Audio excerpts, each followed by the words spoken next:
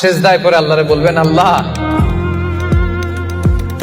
এই পৃথিবীতে আমি ছাড়া তোমার গোলামের অভাব নাই, কিন্তু তুমি ছাড়া আমার দ্বিতীয় কোনো রব নাই।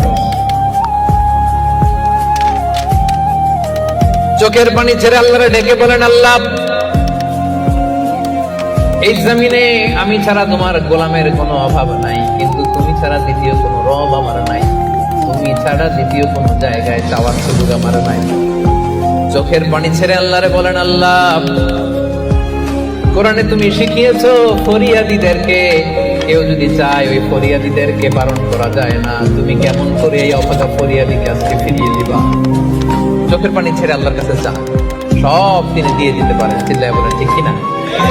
গোটা বিশ্বের সবাই আমাদের যার যা লাগবে সব যদি আল্লাহর কাছে চাই, আল্লাহ যদি সবাইকে সবকিছু দিয়ে দেয়, আল্লাহ বলে আমার ক্ষমতার 1 ইঞ্চিও কমবে না। চিল্লায় বলেন ঠিক কিনা?